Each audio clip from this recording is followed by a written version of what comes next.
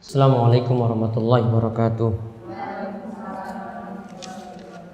Alhamdulillahirabbil alamin, hamdan katsiran thayyiban mubarakan fi kama yuhibbu rabbuna wa yardah. Wa asyhadu an la ilaha illallah wahdahu la syarikalah wa asyhadu anna Muhammadan abduhu wa rasuluh. Allahumma shalli ala nabiyyina Muhammad wa ala alihi wa man tabi'ahum bi ihsanin ila yaumiddin. Allahumma anfa'na bima 'allamtana wa 'allimna ma yanfa'una wa zidna ilma. Baik, ibu-ibu sekalian, kali ini kita kembali melanjutkan pengajian kita, namun satu pembahasan tentang fikih wanita. Kemarin kita masih dalam pembahasan tentang masalah pernikahan, yaitu yang terakhir kita bahas tentang masalah mahram. Sebelumnya beberapa faedah dari menikah dan hukum menikah. Mahram itu dibagi menjadi dua macam, ya kan? Mahram dibagi menjadi dua macam. Yang pertama, mahram dilihat dari nasab atau keturunan. Kemudian yang kedua, mahram dilihat dari pernikahan. Kemarin kita sampai mahram yang dilihat dari nasab itu ada 7. Ibu, nomor 2 anak perempuan, yang ketiga saudara perempuan, yang keempat bibi dari jalur ayah, yang kelima bibi dari jalur ibu, kemudian yang keenam dan yang ketujuh anak perempuan dari saudara laki-laki, juga anak perempuan dari saudara perempuan. Yang kesimpulannya pokoknya yang masih kerabat dekat selain dari sepupu, semuanya masuk dalam mahram. Nah, sekarang pertanyaan yang berikutnya di sini ditanyakan.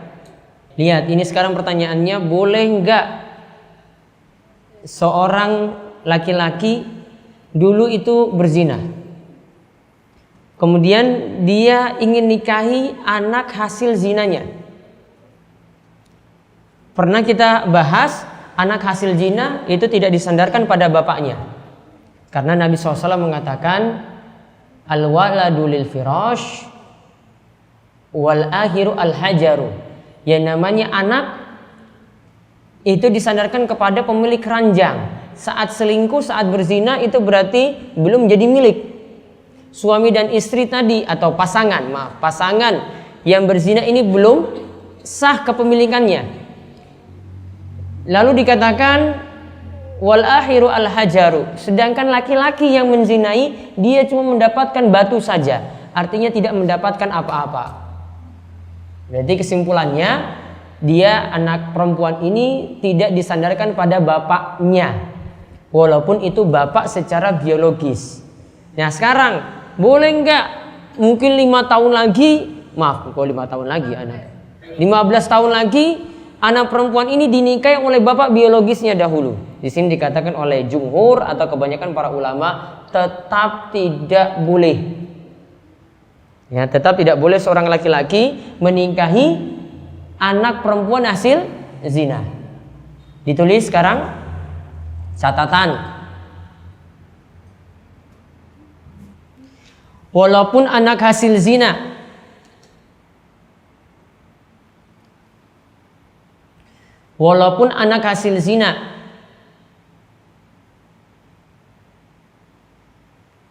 tidak boleh disandarkan pada bapaknya.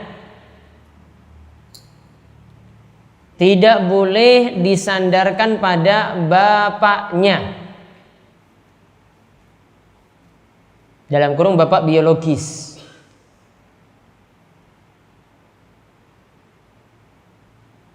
Koma tetap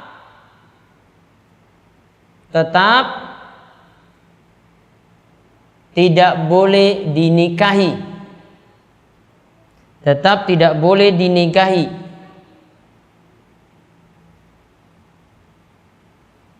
Dan ini menjadi pendapat kebanyakan ulama. Dan ini menjadi pendapat kebanyakan ulama. Terus kita baca dulu selanjutnya. Menurut pendapat para imam kaum muslimin, meskipun mani dari perzinaannya itu tidak terlindungi atau tidak dinasabkan kepada, tetapi anak perempuannya tetap masuk ke dalam keumuman firman Allah Ta'ala. Nah, walaupun secara nasab tadi tidak disandarkan pada bapak biologisnya, namun tetap anak ini masih disebut anak perempuan sebagaimana ayat berikut. Hurimat alaikum ummahatukum wa banatukum. Dibaca artinya? Diharamkan bagi kalian menikahi ibu-ibu kalian, anak-anak perempuan kalian. Diharamkan bagi kalian menikahi ibu kalian dan menikahi anak perempuan kalian. Itu tetap dikatakan masih tidak masuk dalam anak walaupun bukan anak secara hakiki. Lanjut. Firman-Nya ini mencakup semua perempuan yang dikandung dalam rezasinya, baik secara hakiki atau sebenarnya maupun majazi atau kiasan.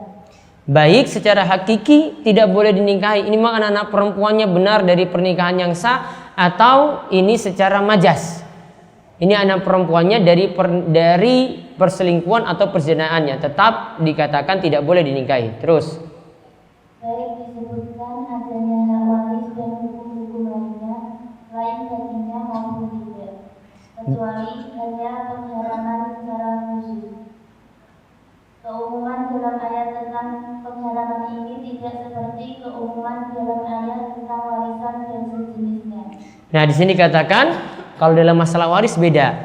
Kalau masalah waris boleh jadi dia tidak dapat karena bukan anak yang sah dari hasil nikah, karena dari hasil perzinaan. Terus di bawahnya.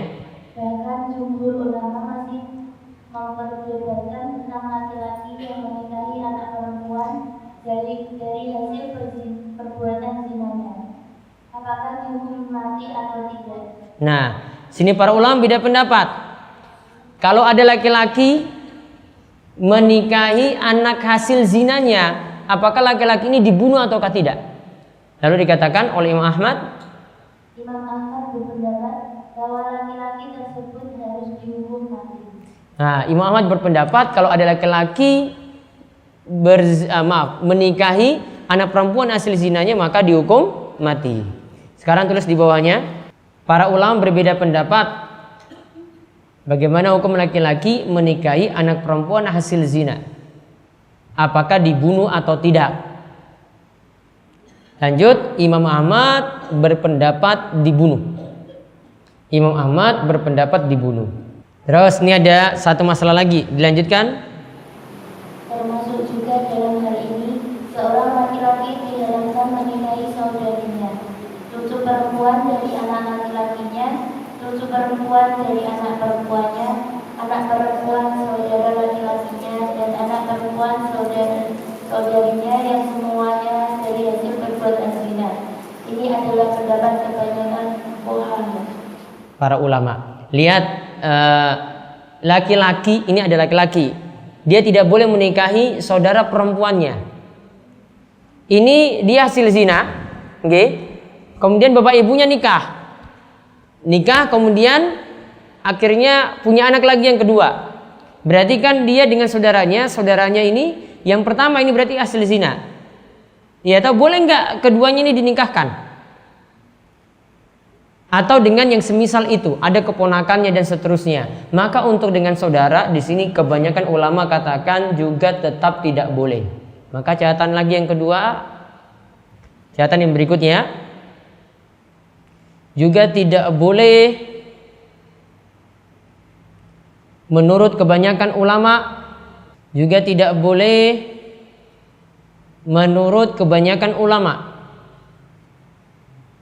seorang laki-laki menikahi saudara perempuan hasil zina.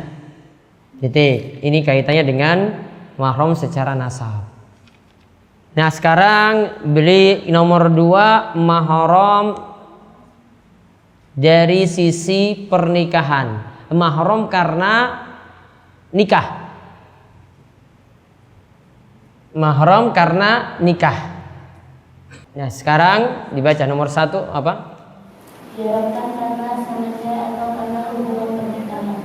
1. Istri ayah. 1 istri ayah. Sekarang ditulis 1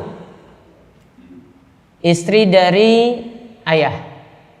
Ingat ya, di sini bisa jadi ibunya langsung atau bapaknya nikah lagi. Bapaknya nikah lagi, istri dari bapaknya ini tidak boleh dinikahi. Ingat, ini yang kita bahas masih mahram mu'abbad, mahram selamanya. Maka istri dari bapaknya tidak boleh dinikahi selamanya, walaupun itu ibu tirinya. Nah, di sini ada pembahasan gimana kalau laki-laki ini menikahi ibunya tadi, istri dari bapaknya, ibu tirinya, dia nikahi. Bagaimana hukumnya? Apakah dibunuh ataukah tidak? Maka para ulama katakan orang tersebut dibunuh, ada eksekusi mati dan diambil hartanya. Nah, sekarang tulis catatan. Jika ada laki-laki menikahi istri bapaknya,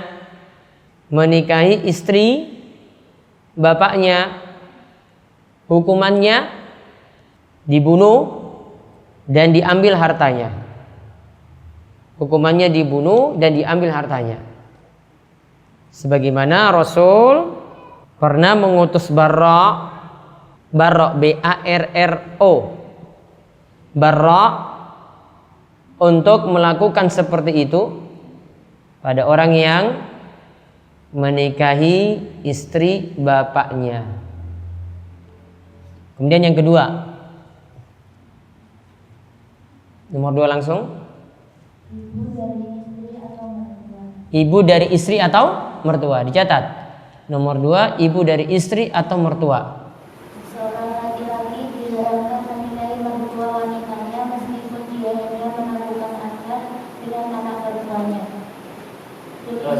Demikianlah menurut pendapat jumhur ulama, dan inilah pendapat yang benar karena sesuai dengan keumuman firman Allah Ta'ala, dan ibu-ibu dan istri-istri kalian.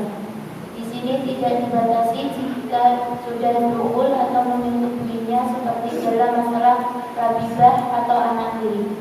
Jika seseorang telah melakukan akad dengan seorang wanita, maka diharapkan baginya menikahi mertua wanitanya menurut ijma. Termasuk di dalamnya adalah nenek istrinya, baik dari pihak ayah maupun dari pihak ibu. Baik.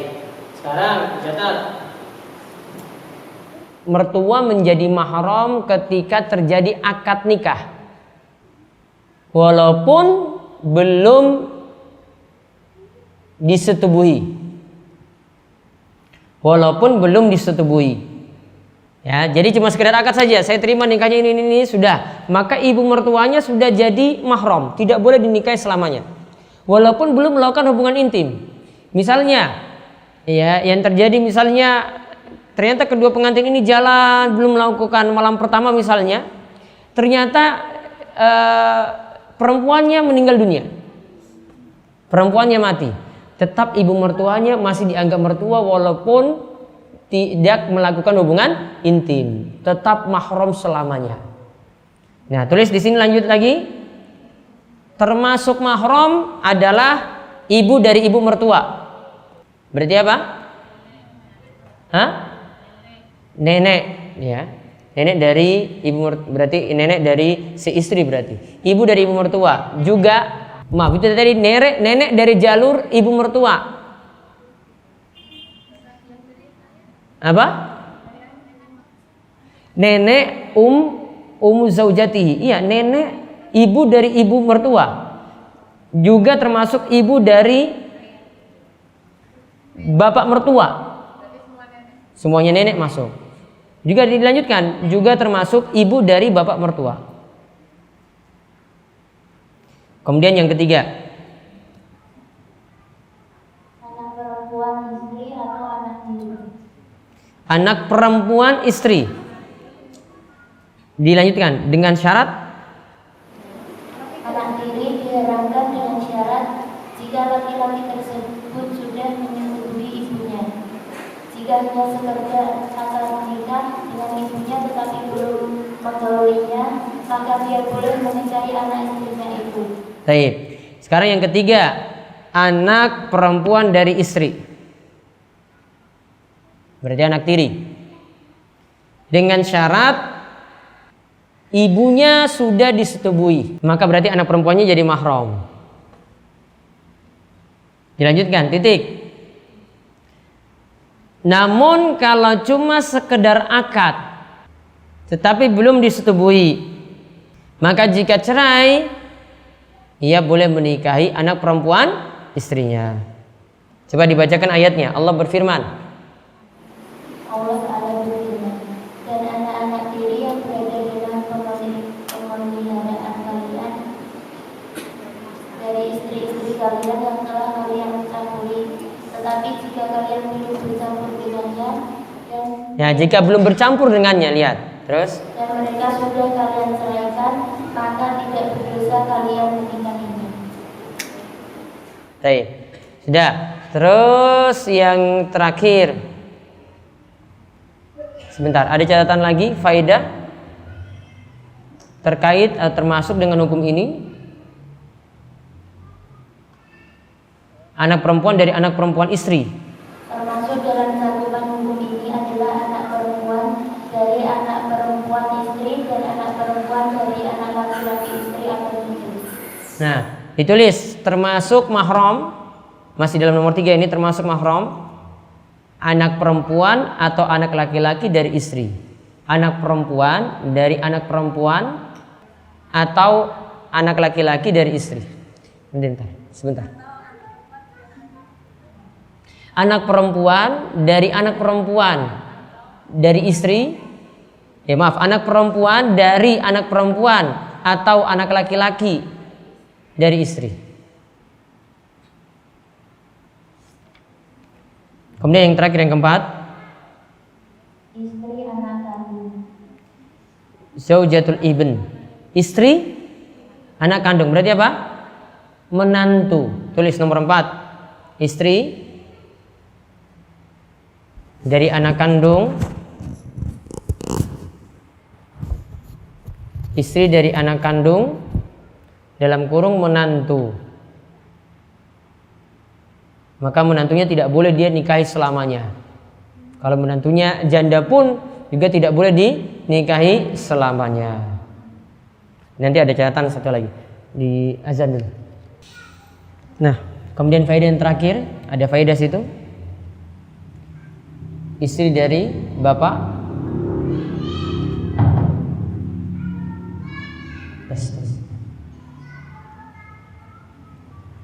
Istri dari bapak.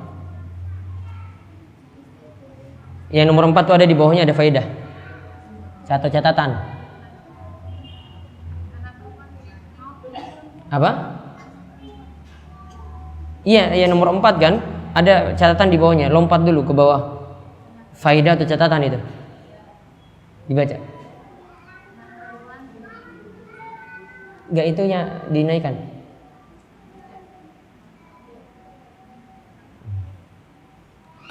Coba dibaca.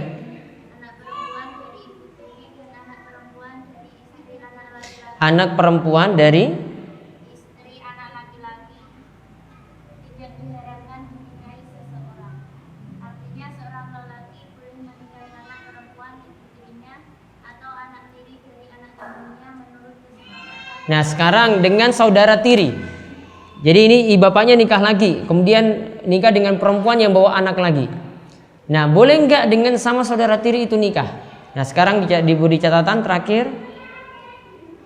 Boleh bagi laki-laki menikahi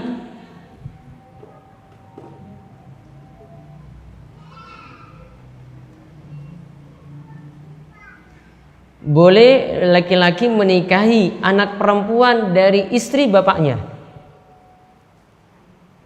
Ini istri bapaknya punya anak perempuan. Apa namanya? Saudara tiri kan? Ya. Juga anak perempuan dari istri anak laki-lakinya. anak perempuan dari istri anak laki-lakinya. Ini istri anak laki-laki. Ini anak laki-lakinya menantunya. Iya toh? Menantunya kan berarti imra'atu ibnihi, istri dari anak laki-lakinya. Ini menantunya punya istri kan? Terus punya anak. Berarti nikah dengan yang lain, berarti cucu. Ya, dilanjutkan tadi. Juga anak perempuan dari istri anak laki-lakinya.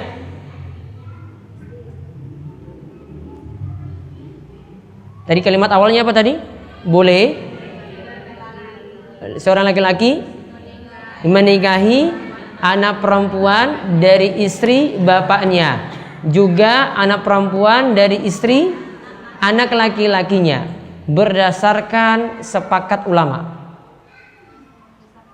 Berdasarkan sepakat ulama. Berdasarkan sepakat ulama. Karena ini sudah jalurnya beda, bukan lagi dari pernikahan langsung. Ya, karena ini anak yang dari orang lain sebelumnya. Jadi bukan anak dari pernikahan langsung. Oke, itu yang dibahas. Ada pertanyaan?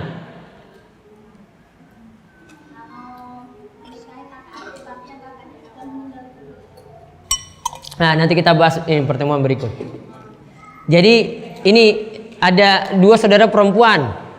Pertama dia nikahi kakaknya, terus kakaknya mati, terus menikahi adiknya, boleh. Itu namanya nanti mahram muakkad, mahram sementara. Jadi sementara kalau dua-duanya ada, cuma boleh nikahi salah satu. Namun kalau satunya sudah meninggal, boleh menikahi yang lain. Namun nggak boleh nikahi dua-duanya langsung. Itu namanya mahram sementara. Pembahasannya berikut. Ada lagi? Mertua. Berarti tidak ada bekas mertua, nggak ada.